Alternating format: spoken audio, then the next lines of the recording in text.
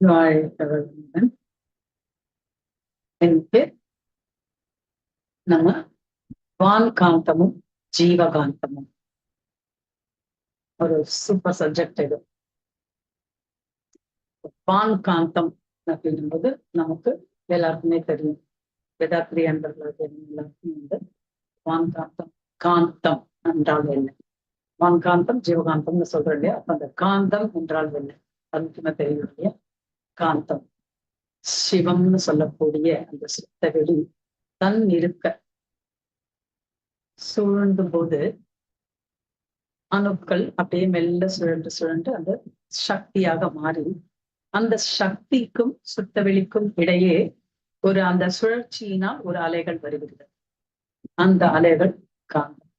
அப்ப நம்மளோட பக்தி மார்க்கத்துல சிவம் சக்தி, சக்திக்கு பிறந்த காந்தம், காந்தம் கந்தன் அப்படின்னு நம்ம பக்தி மார்க்கத்துல சொல்லுவோம்.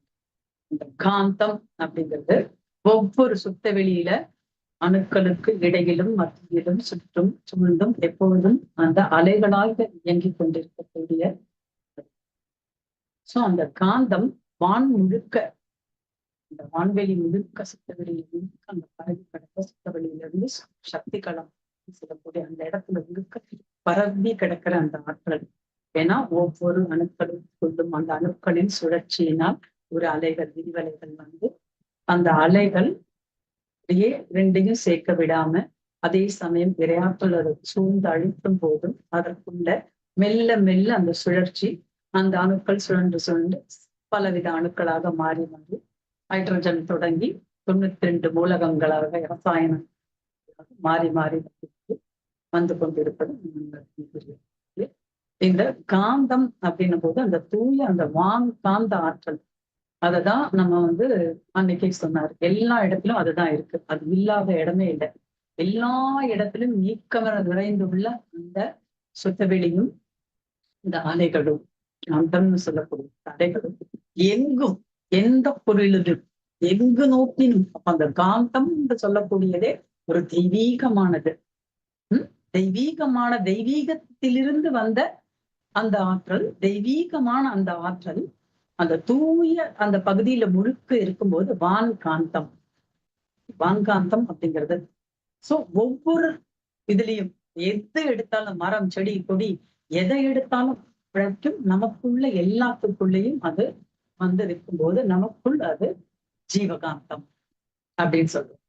காந்தம் தான் நமக்குள்ள.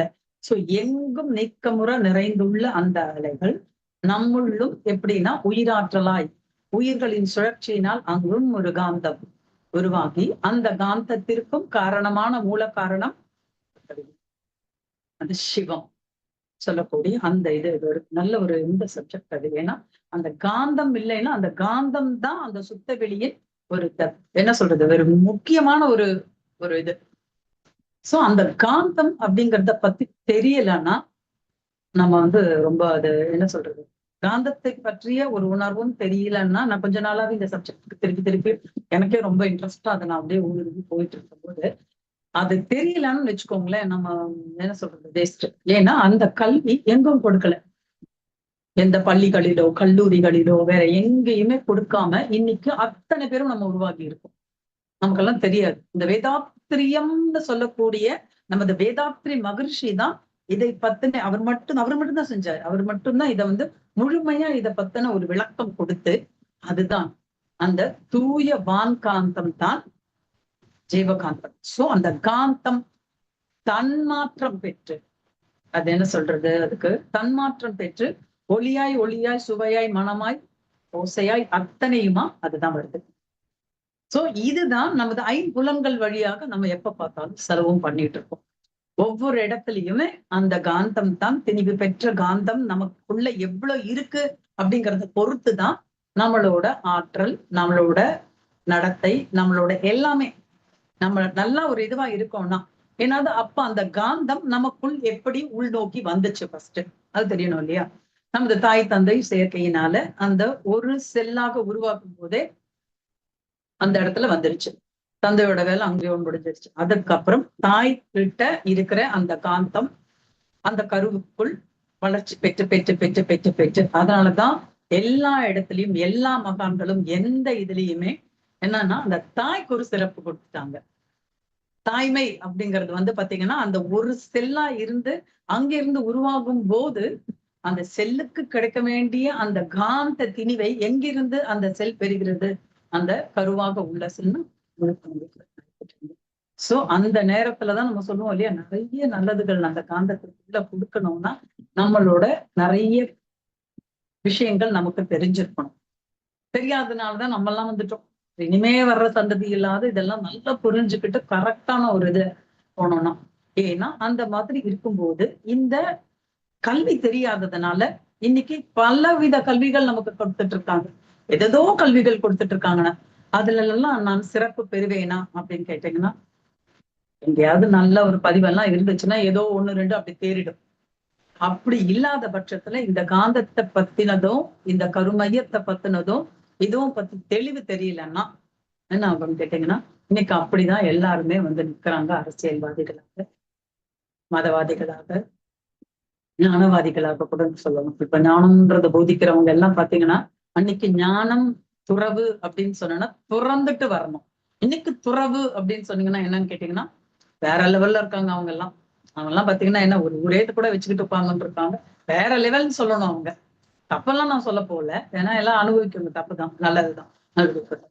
ஆனா அவங்களுக்கு உணர்ந்திருக்காங்களா அப்படின்னு கேட்டீங்கன்னா இல்லாததுனாலதான் இப்ப பிரச்சனை.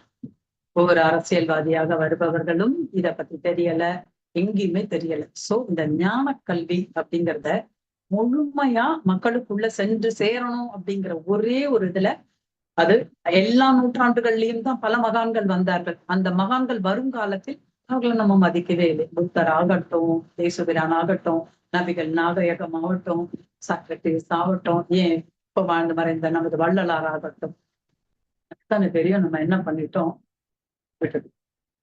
விட்டுட்டு என்ன பண்ணிட்டோம் அப்படின்னு கேட்டீங்கன்னா அவங்களெல்லாம் அதுக்கப்புறம் வச்சு போற்றிக்கிட்டு இருக்கோம். போற்றுறதும் பாவம். புத்தர் வந்து வழிபாடு வேணாம்னு சொன்னா அவரையே ஒரு சாமியாக்கி வழிபட்டுக்கிட்டு உட்கார்ந்துட்டு இருக்கோம். சோ நம்மளை திருத்த முடியாதுங்கிற ஒரு இடத்துலதான் நம்ம வந்திருக்கோம். இந்த ஆற்றல் எல்லாமே வந்து எதுக்கு இதை வந்து நமக்கு தெரிவுபடுத்தி தெளிவுபடுத்தி ஒரு வகுப்பாக ஒரு கல்வியாக போதித்த பெருமை நமது மகானுக்கே உண்டு. நமது வேதாத்ரி மகான் தான் இதை வந்து ஒரு கல்வியா கொண்டு வந்து நம்ம அத்தனை பேருக்கும் அது கிடைக்கணும். கிடைச்சதுக்கு அப்புறம் நம்ம வாழ்க்கை எப்படி இருக்கணுங்கிறதையும் அவர் அழகா வச்சுட்டு போயிருக்காரு. அது கிடைச்சதுக்கு அப்புறமும் அது ஒழுக்கமா நம்ம பயன்படுத்திக்காம விட்டுட்டோம்னா அது அவர் தப்பு இல்லை, நம்ம தப்பு. சோ அப்போ நமக்கு இந்த காந்த தத்துவம் நிச்சயமா நான் காந்தம் ஜீவகாந்தம் அப்படிங்கிற இந்த உணர்வுகள் எல்லாம் மிக முக்கியமா. அதுலதான் வான்காந்த தத்துவத்தை சொல்லும் போதுதான் எல்லா பொருட்களிலும் என்னை காண வல்லவர்கள் யாரோ, அனைத்திலும் நான் தான் இருக்கிறேன் என்ற உணர்வு யாருக்கெல்லாம் இருக்கோ அவங்க இந்த பிரம்மத்தை உணர்ந்தவர்கள். சோ அன்னைக்கே அந்த இதுலயும் சொல்லி வச்சு நம்மள இந்த சுத்தவெளி தத்துவத்தை தான் முழுமையா சொல்லி வச்சுட்டு அந்த கிருஷ்ணபிரானோட அந்த இதுவே. சோ அந்த இதெல்லாம் பண்ணும் போதும் நமக்குள்ள எது தெய்வம் அப்படின்னு வந்து ஒரு தெளிவா, மத்த இதுல எல்லாம் வந்து ஒரு எங்கேயோ ஒரு இடத்துல அது ஃபுல்பில் பண்ணாம அப்படியே பிளாங்கா விட்டுட்டு போனாங்க. அறிவு தெய்வம் அப்படின்னு எல்லாமே சொல்லிட்டு போனாங்க. ஆனா அதோ சயின்டிபிக்கா ப்ரூவ் பண்ணி அழகா கூட்டிட்டு வந்து கொடுத்த மகன் நமது வேதாத்ரி. எது தெய்வம் அப்படின்னும் போது வற்றா இருப்பு, பேரறிவு, பேராற்றல், காலம் இவை நான்கும் உள்ளடங்கிய இதுதான் தெய்வம். அது ஒரு ஸ்டேஜ் வரைக்கும் வந்து அவரு காலம்ங்கிறத சேர்த்துக்கல, 3 தான். சோ இது ஒவ்வொன்றுலயும் அவரு தெளிவா தெளிவா தெளிவா ஞானமா சயின்டிபிக்கா ப்ரூவ் பண்ண ஒரு மிகச்சிறந்த மகான் வேதாத்ரி மகரிஷி. சோ அவ்வளவு சிறப்பா அவர் சொல்லி வச்சிருக்கிறத நம்ம எல்லாம் உள்ளுக்குள்ள அதை எடுத்துக்கல அப்படின்னு அவருக்கு தெரியாது. சோ இந்த அழகான அந்த வான்காந்த தத்துவத்தை அந்த வான்காந்த தத்துவத்தை ஒரு கோலத்துல கூட நமக்கு சொல்லி கொடுத்தாரு சுவாமிஜி. வந்து அந்த கோலம் வீட்டுல போடுறோம் பாத்தீங்களா, புள்ளி வைத்து, புள்ளிகள் அதை இணைக்கும் கோடுகள் காந்தம், அந்த அலைகள் அப்படின்னு அதுல கூட ஒரு தெளிவான ஒரு ஞானத்தை நமக்கு போதித்தார். அதே மாதிரி ஒரு சின்ன விஷயத்த கூட அவர் ரொம்ப சாதாரணமா சொல்லி கொடுத்துட்டு போயிட்டாரு. பஞ்சதன் மாத்திரைகள், பஞ்சபூதங்கள் அப்படின்றத கூட அவர் ஒரு உள்ளங்கையில வச்சு சொல்லி கொடுத்துட்டு போயிட்டாரு. உள்ளங்கை அதுல ஒரு அழுத்தம், இடது கையில ஒரு கையால ஒரு விரலை வச்சு அழுத்தம், நல்லா அழுத்தமா இன்னும் கொஞ்சம் கூட நல்ல குத்துற மாதிரி இது பண்ணும்போது, அதுக்கப்புறம் இன்னும் நல்லா பண்ணும்போது ஒரு சூடு. அதுக்கப்புறம் ரொம்ப நேரம் நம்ம அத உள்ள தேய்ச்சுக்கிட்டே இருந்தான்னா ஒரு நீரு. அதுக்கப்புறம் லேசா அதுல இருந்து ஒரு அழுக்கு. எவ்வளவு ஈஸியா பஞ்சபூத தத்துவத்தையும், தன்மாத்திரைகளையும் அதுல இருந்து ஒரு உள்ளங்கையில அவரு சொல்லிக் கொடுத்துட்டு போயிட்டாரு. இதுக்கு மேல ஒரு ஈஸியா எல்லாம் யாராலையுமே சொல்லக்கூட முடியாது. அவரது ஞானம் பாத்தீங்கன்னு வச்சுக்கோங்க. இப்ப இது எல்லாத்தையும் அவர் எப்படின்னா, அவரோட ஞானத்தினாலதான் இது அத்தனையும் அவர் கண்டுபிடிச்சாரு. இது ஒரு ஸ்டேஜ் வரைக்கும் தான் மத்த மகான்களும், மற்றவர்களும் எழுதி வச்சுட்டு எல்லாம் போனாரு. அததான் அவருக்கு என்ன சொல்றது? முக்கியமா பாத்தீங்கன்னா, வள்ளலார் அவருக்கு ரொம்ப சிறப்பா அவருக்கு துணை புரிஞ்சாருன்னு தான் சொல்லணும். வள்ளலார் அத எங்க விட்டுட்டு போனாரோ, அங்க அவர் அத பிடிச்சு மாணிக்கவாசகர், தாயுமானவர் இவங்கெல்லாம் சொல்லி திருமூலர் எல்லாம் பல நூற்றாண்டுகள், பல யுகங்கள் வாழ்ந்தவர் சொல்றாங்க. அவங்க எல்லாம் பிரபஞ்சத்தையே கடந்தவர் அவர். பிரபஞ்சம் முழுவதும் டிராவல் பண்ணியிருக்காங்கன்னு சொல்லுவாங்க திருமூலர. அதனாலதான் அவருக்கு எழுதி வச்ச அத்தனையுமே இன்னைக்கு கண்டுபிடிச்சிட்டு இருக்கோம், நாங்க கண்டுபிடிச்சிட்டு இருக்கோம், நாங்க கண்டுபிடிச்சிட்டு இருக்கோம்னு சொல்லியிருக்காங்க. யார் போய் சூரியனுக்கும், சந்திரனுக்கும் இவங்களுக்கும் போயிட்டு இவ்வளவு டிஸ்டன்ஸ் இருக்குங்கிறத கண்டுபிடிச்சு வச்சாங்க. சோ அந்த அளவுக்கு மகான்கள். இப்ப அந்த நுணுகிய மெல்லறி அதிர்வுகள் இல்லாத ஒரு இடத்துக்கு போய் போய் போய் அவங்க கண்டுபிடிச்சு நமக்கு கொடுத்திருக்க பொக்கிஷங்கள் பாத்தீங்கன்னா ஒவ்வொன்னும் ஒவ்வொரு இதுலயும் இருக்கு. நான் எதுவும் மிஸ் பண்ணிடக்கூடாதுன்னு இப்பெல்லாம் எழுதி வச்சுக்கிறேன்.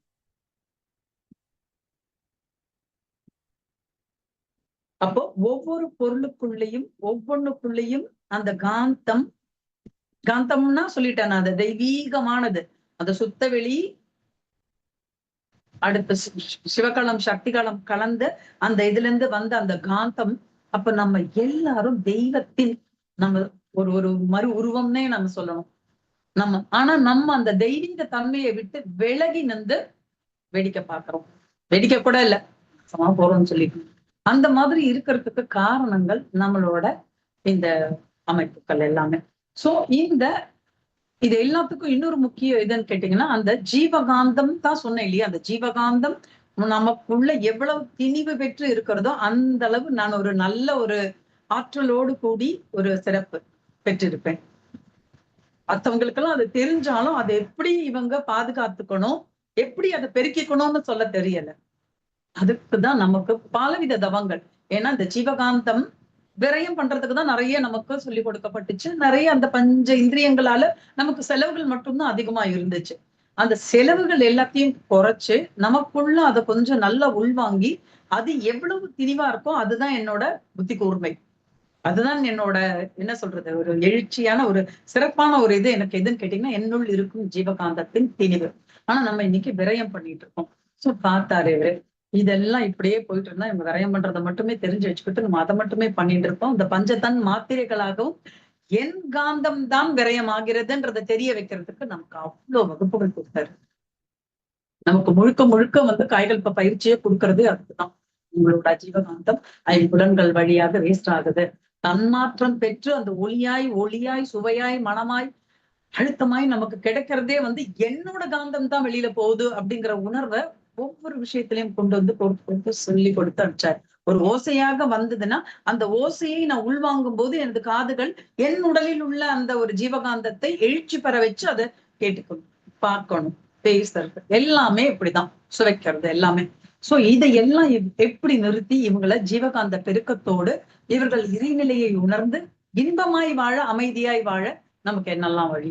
ஏன்னா நம்ம ஒரு தனி மனித அமைதி தானங்க அடுத்து எல்லாத்தையும் கொடுக்க முடியும். சோ நான் இப்படியே நான் தேடிட்டு ஓடிக்கிட்டு பின்னாடியே போய்கிட்டே இருந்தேன்னா முடியாதுன்னும் போது எத்தனை வித தவங்கள். ஏன்னா இந்த ஜீவகாந்தம் நமக்குள் பெருக்கவும் செய்யணும், நமக்குள்ள இருக்கிறத ஒரு அளவு முறையோட செலவும் பண்ணணுங்கிறதுக்கு தான் இத்தனை வகை தவம். பஞ்சேந்திரிய தவம், பஞ்சபூதம் பாத்தீங்கன்னா 9 வகையிலும் என்ன அது துரியாதீதம் போகும்போது இந்த உடலை தாண்டி மனம் விரிவு பெற்று, ஏன்னா அந்த காந்தத்தின் சுழற்சி, காந்தத்தின் இதுதானே நம்ம மனமாக வருது. அப்போ இந்த உடம்புக்குள்ள இருக்கிற காந்தத்தை திரும்ப நம்ம ஜீவகாந்தத்தை கொண்டு மனசை கொண்டு விரிஞ்சு விரிஞ்சு விரிஞ்சு அந்த சுத்தவெளியோட போகும்போது அந்த வான்காந்தத்தோடு இணைஞ்சு இணைஞ்சு இணைஞ்சு இணைஞ்சு இப்ப பண்ணமே ஒரு தவம் ஏன்னா அருமையா இருக்கும். அப்படியே போறதுதான். சோ போய் அப்படியெல்லாம் நமக்கு அந்த சோ நம்ம ஜீவகாந்த பெருக்கம் பண்ணணும்னா தவங்கள் முக்கியமா வேணும். அந்த தவங்கள் மட்டும் பண்ணிட்டு நீங்க உட்கார்ந்துகிட்டு இருந்தீங்கன்னா நல்ல தவம் பண்றேன் அப்படின்னா அதுவும் கிடையாது. அந்த இடத்துல அருகுண சீரமைப்பு வேணும். ஏன்னா அந்த அருகுண சீரமைப்பு செய்யாம நீங்க பாட்டுக்கு தவம் பண்ணிக்கிட்டே இருந்தீங்கன்னா அது எங்கெல்லாம் தப்பு பண்ணலாம் அப்படிங்கிறதே பார்த்துட்டு இருக்கோம். ஏன்னா இது பழக்கப்பட்டது அதுலதான். சோ அப்ப என்ன பண்ணணும்னு கேட்டீங்கன்னா அருகுண சீரமைப்பு அப்படின்னா சொல்றோம் இல்லையா, பேராசை, சினம், கடும் பற்று, முறையற்ற பால் கவர்ச்சி, வஞ்சம், உயர் தாழ்வு மனப்பான்மை, இப்படி யாருமே அப்படி இருக்கு இல்லையா. அதுல ராவணனுக்கும் இருந்த ஒரு வித்தியாசம் என்ன? ராவணன் அவ்வளவு பெரிய என்ன சொல்றது, பயங்கரமான என்ன சொல்றது, தியானத்தின் ஒரு அவ்வளவு தியானம். அந்த தியானத்தின் மூலம் நாம் பெற்றது பல பல பல பல கோடி ஹம், யுகங்கள் வாழக்கூடிய தகுதியை பெற்ற ஒருத்தர். மட்டும் இல்லாம அவ்வளவு புகழ், அவ்வளவு பணம், அவ்வளவு செல்வாக்கு, அவ்வளவு அழகான மனைவி. அதுதான் இன்னொன்னு. இத்தனையும் மீறி அவனோட ஒரே ஒரு செயல் அவனை என்ன படுத்துச்சு, முறையற்ற பால் கவர்ச்சி. இன்னொருத்த மொண்டாட்டியை போய் ஆசைப்பட்ட ஒரு காரணத்துக்காக அத்தனையும் அழிந்தது. தோதரி அப்ப சொன்ன ஒரே வார்த்தை, உன்னை பார்க்கடல் என நினைத்தேனே, ஆனால் நீ ஒரு துளி அந்த என்ன சொல்றது, சீதை எனும் அந்த ஒரு துளி அந்த இதை நீ உள்வாங்கிட்டு உனது பார்க்கடலையே நாசம் பண்ணிட்டியே அப்படின்னு. சோ இப்படி ஒரே ஒரு அப்படி தெய்வீகமான ஒரு இடத்துல இருந்த ராவணனுக்கே அந்த கதி அப்படின்னா நம்ம எல்லாம் மாத்திரம் ஜாகிரதையா இருக்கும். எங்கேயும் மாறாம இந்த அருகுண சீரமைப்பு பெற்று நான், ஏன்னா நீங்க அருகுணம் சீரமைக்காம நீங்க பாட்டுக்கு தியானம் பண்ணிக்கிட்டே இருந்தீங்கன்னா என்ன நடக்கும் அப்படின்னு கேட்டீங்கன்னா ராவண தவம் அது பேரு. தேவையா? எங்கேயோ போய் மாட்டிப்போம், எங்கேயோ போய் சிக்கிப்போம். சிக்கிக்கிட்டு நம்ம என்ன பண்ணிடுவோம் அப்படின்னு கேட்டீங்கன்னா நமது பிறப்பு அந்த இப்ப நமக்கு குரு நமக்கு கொடுத்திருக்க அத்தனையுமே வந்து வேஸ்ட் பண்ண. முக்கியமா நமக்கு தேவை தவம். தவத்தை மட்டும் செய்யாம அருகுணத்தை சீரமைச்சு அகத்தாய்வு பண்ணிக்கிட்டே இருக்கும். நான் என்ன பண்ணேன், நான் என்ன பண்ணேன், என்ன தப்பு, எது நகர்ச்சி, எதனால இது நடந்துச்சு, எது என்ன காரணம் அப்படிங்கிற ஒவ்வொரு தடவையும் நமக்குள்ள ஓடிக்கிட்டே இருக்கணும். சும்மா நான் பாட்டுக்கு வாழ்ந்தேன் போன். நம்ம வந்து ரொம்ப தெளிவா இருக்கணும். சோ இந்த காந்த தத்துவம், ஜீவகாந்தம், வான்காந்தம், காந்த தத்துவங்கள் நல்லா புரிஞ்சு அந்த காந்தத்தை எனக்குள்ள திணிவு பெற்று கடைசி வரைக்கும் அப்படி திணிவா தான் நான் இருப்பேங்கிற அந்த உணர்வு வரணும்னா நம்மளோட அருகுணத்தை சீரமைச்சு சிறப்பா வாழறதுக்கு நமக்கு அருமையான பாடத்திட்டங்களை உருவாக்கி வைத்து சென்றுள்ளார் நம்ம வேதாந்தி. அந்த வேதாந்தி மகிழ்ச்சி நமக்கு கொடுத்துள்ள அந்த ஒரு இதுவும் என்னன்னு கேட்டீங்கன்னா இது எல்லார்கிட்டையும் பரப்புறதுதான்.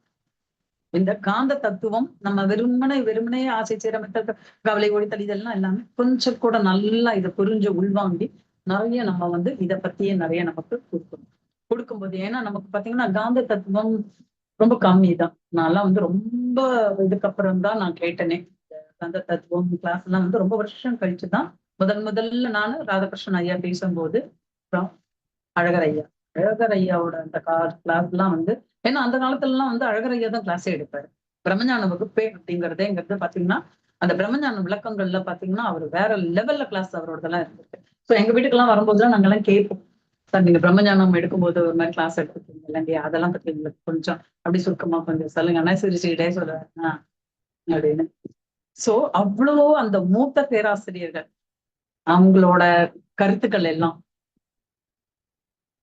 அதுல எனக்கு நான் ரொம்ப பின்னாடி போறது வந்து பாத்தீங்கன்னா பழனிசாமி ரொம்ப பிடிக்கும். ரொம்ப ரொம்ப பிடிக்கும் அவரோட கிளாஸ், அவரோட வகுப்புகள். அவங்க பையன் எனக்கு எப்பவுமே அனுப்பிச்சு கொடுத்துருவாங்க, எந்த இதுனாலும் ஸ்பீச்னாலும் இது. அதே மாதிரி சிக்காகோ இதுல எல்லாம் கூட நான் போய் ஜாயின் பண்ணேன்.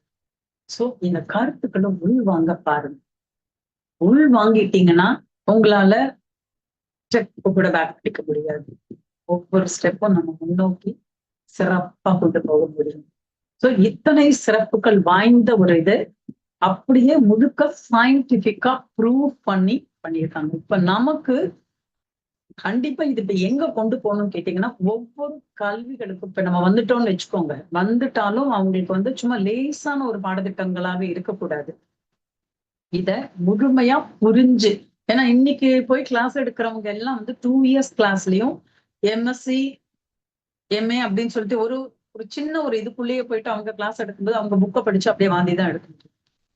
அங்க எல்லாம் வந்து போய் நடத்த வேண்டியவங்க மூத்த பேராசிரியர்கள், அந்த உண்மையாய் உணர்ந்து குருவோடே இருந்து அந்த சேவைகளை செஞ்சுக்கிட்டு இருக்க இன்னும் செஞ்சுட்டு இருக்காங்க அவங்கெல்லாம் இல்லையா.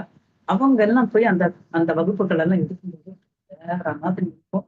ஏன்னா அது இப்ப இன்னைக்கு சமுதாயத்திற்கு மிக முக்கிய தேவை. ஏன்னா நமக்கு ஒவ்வொருத்தரும் அரசியல்வாதியாகட்டும், ஆன்மீகவாதியாகட்டும், என்ன சொல்றது, இந்த மதவாதிகளாகட்டும், இவங்கெல்லாம் மாறணும்னா அவங்களுக்கு அந்த கருத்துக்கள் தெரியும். தெரியாதனாலதான் அவங்க எல்லாம் தப்பு பண்றாங்க. அவன் தெரிஞ்சா அவங்களும் தப்பு பண்ண மாட்டாங்க. அப்ப தெரிய வைக்க வேண்டியது யாரோட பொறுப்பு? நான்லாம் உண்மையாவே இப்ப கூட இப்போ லாஸ்ட் வீக் எனக்கு வந்து ஒரு ஒரு செக்ஷன் கொடுத்திருந்தாரு சகாயம் IAS. அங்க போகும்போது என் மனசெல்லாம் இதேதான் படுதலே. இங்க போய் இங்கெல்லாம் நிறைய பேர் வராங்க. அந்த அரசியல்ல பெரிய மாற்றத்தை கொண்டு எங்கள் தமிழ்நாடுன்னு ஒரு இயக்கம் கொண்டு வந்திருக்காங்க. அங்க போகும்போது மனசு அவரை பார்க்கும்போதே முதல் தடவை பார்க்கும்போது ஒரு நேர்மையான அரசியல்வாதி, நேர்மையான ஒரு IAS அதிகாரி அப்படின்னு தெரியும் போது, ஐயோ இவரும் நம்மளோட வேதாத்திரி மகரிஷியை பத்தின கருத்துக்கள் எல்லாம் நல்லா தெரிஞ்சு தெரியாமே அவர் நல்லவரா இருக்காரு. அப்ப இவர் மூலியமா இதெல்லாம் போதிச்சா எவ்வளவு நல்லா இருக்கும்ல அப்படின்னு எனக்கு எப்பவுமே. அதனாலயே நான் அவர் பின்னாடி ரொம்ப டிராவல் பண்ணேன். நிறைய எங்க வீட்டு கல்யாணத்துக்கு எல்லாமே வந்திருக்காரு அவரு. பாத்தீங்கன்னா இப்ப எப்ப எந்த இது நடந்தாலும் என் ஹஸ்பண்ட் அவர் கூட தான் இருக்காரு. இதுல நடத்தும் போது இப்ப லாஸ்ட் வெனஸ்டே நான் அவங்க இதுக்கு போயிருந்தேன். அங்க கொடுக்கும்போது அவர்கிட்ட நான் இதைதான் வேண்டுகோளா வச்சேன். ஏன்னா இங்க இருந்து உருவாகி போக போற இனி ஒவ்வொருத்தரும் ஒவ்வொரு சின்ன பசங்க வராங்க இல்லையா, அவங்களுக்கு எல்லாம் கொடுக்கப்பட வேண்டியது இந்த ஞானம். இந்த ஞானம் அவங்களுக்கு கிடைச்சிச்சுன்னா தப்பு பண்ண மாட்டாங்க. தப்பு பண்ண தோணாது. அதுதான் முக்கியம். சோ அவங்களுக்கு ஏன்னா இப்ப நமக்கு என்னன்னா நம்ம வெறுமனே ஆன்மீகத்தை போதிக்கிறோம்ட்டு நமக்குள்ளேயே என்ன அது அங்க வெளியில ஒண்ணு வேலைக்கு ஆகாது. சோ இந்த அரசியலுக்குள் ஏன்னா நம்ம எல்லாம் சொல்லிட்டு இருந்தோம்னா ஒரு சின்ன வட்டத்துக்குள்ள இந்த ஞானத்தை பெற்ற ஒருவர் ஒரு அரசியலுக்குள் ஒரு சிறந்த தலைவராக ஒரு சிறந்த இடத்துல அங்க வரும்போது அவங்களோட செய்கைகள் எப்படி இருக்கும்ங்கிறது தான் என்னோட கனவா இருக்கு இப்போ. சோ நான் நிஜமாவே அவரே நினைச்சோம் அவரை பார்த்து இவர் எப்படி கூட்டிட்டு வரலாம், எப்படியாவது. ஆனா அவர் வந்திருக்காரு. அவருக்கு வந்து என்ன சொல்றது, நம்ம வேதாத்திரியம் நல்லாவே தெரியுது. நான் வகுப்பு எல்லாம் போயிருக்கேன் எல்லாம் சொல்லியிருக்காரு. ஆனா அங்க இருக்கிறவங்க எல்லாருக்குமே கொடுக்கணும். அதை நான் கேட்டிருக்கேன். ஒரு சின்ன ஒரு சான்ஸ், எனக்கு ஒரு சான்ஸ் கொடுங்க. இந்த பசங்க எல்லாம் வரும்போது மந்த்லி இத்தனை கிளாஸ் கொடுக்கும்போது ஒரு கிளாஸ் எங்களோட வேதாத்திரியத்துக்கும் கொடுக்குங்க ஐயா, நாங்க வந்து கொஞ்சம் சொல்லி கொடுக்குறோம் அப்படின்னு சொல்லிட்டு சொல்லி இருக்கேன். சோ ஏன் கேட்டீங்கன்னா, ஏன்னா இவர்கள் எல்லாம் அடுத்த தலைமுறை என்ன. நான் அப்படியேதான் விஜயும் நினைச்சேன். இந்த தம்பி ஏதாவது ஒரு இடத்துல யாராவது ஒருத்தர் போய் அந்த ஒரு மினிஸ்டர்ல இருந்துட்டு அவங்க எல்லாருக்கும் ஒரு ட்ரைனிங் கொடுக்க வச்சாங்கன்னா எல்லாருக்கும் எவ்வளவு. ஏன்னா இப்ப நம்ம வந்து ஓரளவு வந்திருக்கோம் அந்த இடத்துக்கு கொஞ்சம் கூட இந்த அறிவும் புகட்டிட்டோம்னா இந்த வேதாத்திரியம் எல்லாருக்குள்ளயும் போயிடுச்சுன்னா சிறப்பா இருக்கும். சோ அதுக்காக நம்ம எல்லாரும் ப்ரே பண்ணுவோம். எல்லாருக்கும் அரசியல்வாதின்னா பயப்படாதீங்க. வேதாத்திரிய அன்பர் அரசியல்வாதியாக கனவு எனக்கு உண்மையாவே. ஏன்னா அவங்க மட்டும்தான். ஏன்னா நம்ம எல்லாம் வந்து இப்ப பாவம் அவரும் சொல்லி வச்சுட்டு போயிட்டாரு. எத்தனை லட்சம் பேர் இப்ப நம்ம வந்திருக்கோம் வேதாத்திரத்துக்குள்ள. அப்ப எங்க போனா எல்லாருக்கிட்டையும் சீக்கிரமா கிடைக்கும். இப்போ நான் மதுரைக்கு போயிருந்த போது என்னோட ஃப்ரெண்டோட ஹஸ்பண்ட் அங்க போயிருந்த போது மைண்ட் அதை தான் தோணுச்சு. இங்க கிளாஸ்ல இங்கிலீஷ் எடுக்க போறாங்க அவங்களுக்காக. எடுக்க போகும்போது அங்கேயும் அதுதான் நைஸா ஒரு போட்டுட்டு வந்தேன். ஒரு ஒரு கிளாஸ் எங்களோட இதுல இவங்க எல்லாம் வரும்போது உங்களுக்கு கீழே வர பசங்களுக்கு எல்லாம் நல்ல சின்ன பசங்க தான் வந்துட்டு இருக்காங்க. அவங்களுக்கு எல்லாம் நம்ம நன்மணி ஐயா வச்சுட்டு ஒரு கிளாஸ் அப்படி இப்படி அதாவது என்ன சொல்றது, எனக்கு இப்ப அப்படிதான் இருக்கு இப்ப முழுசா. சோ அந்த மாதிரி இவங்களுக்கெல்லாம் கிடைச்சிச்சுன்னா ஒரு வேதாத்திரிய அன்பர், தெளிவு பெற்ற வேதாத்திரிய அன்பர் அரசியல்வாதிக்குள்ள நுழைஞ்சிட்டாருன்னா அவரோட கருத்துக்கள். ஏன்னா ஞானமும் அங்கேயும் போதிக்கணும் இப்போ. ஏன்னா நமக்கு தான் ஸ்கூல்ல கொடுக்கலையே, கல்லூரியில கொடுக்கலையே, பல்கலைக்கழகங்கள்ல கொடுக்கலையே, எங்கேயுமே கொடுக்கலையே. இது கொடுக்குற ஒரு இடம். சோ நமக்கு இந்த குட்டி வட்டத்துக்குள்ள அதை போய் நம்ம அப்படியே செஞ்சுக்கிட்டு இருந்தோம்னா லேட் ஆகும். ஐயா வந்து ஆசைப்பட்டது 50 வருஷம். 50 வருஷம் அது இன்னும் சீக்கிரத்துக்கு வரணும்னா நம்ம எங்க போய் நிக்கணும் அப்படின்னு கேட்டீங்கன்னா, அரசியல்வாதிகள் யாராவது உங்களுக்கு பக்கத்துல கிடைச்சாங்கன்னா அவங்கள எல்லாம் புடிச்சு உட்கார வச்சு கிளாஸ். நான் இங்க வந்து பாத்தீங்கன்னா மகளிர் அமைப்புகள் யாராவது வந்தாங்கன்னா முதல்ல அவங்க கிட்ட பேசுறதே நம்ம இதுதான். அவங்க வேற என்னங்க பேச தெரியும், என்னன்னு தெரியும். அதனால அதை பத்தி பேசுவோம். சோ இப்ப நமக்கு நல்ல ஒரு நண்பர் வந்து ஒருத்தர் 2 பேர் வந்துட்டாலே போதும். அதுக்கப்புறம் அது அழகா கொஞ்சம் கொஞ்சமா கொண்டு வரும். ஏன்னா அவங்களுக்கு அந்த ஞானம் இல்லாததுனாலதான் ஊழல். இதெல்லாம் நிலைக்காது, இதெல்லாம் கூட வராது. இது அடுத்த தலைமுறை 2 தலைமுறை கூட உன் பேர் தெரிஞ்சிருக்கவங்க இல்ல, வருங்கால சந்ததி அப்படி எல்லாம் தெரிஞ்சிருச்சுன்னா அவங்க இதை செய்ய மாட்டாங்க. இன்னைக்கு இருக்கிற வாழ்க்கையில பற்றற்று எல்லாருக்கும் செஞ்சுட்டோம்னா, பற்றுன்னா ஒண்ணு புடிச்சு பற்றிக்கிட்டு நிக்கிறதுனாலதான் இந்த பிரச்சனை.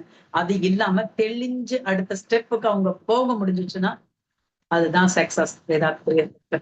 சோ அதுக்கு நம்ம நல்ல சரி ஃபர்ஸ்ட் நம்ம அதுக்கு தெளிவாகணும்.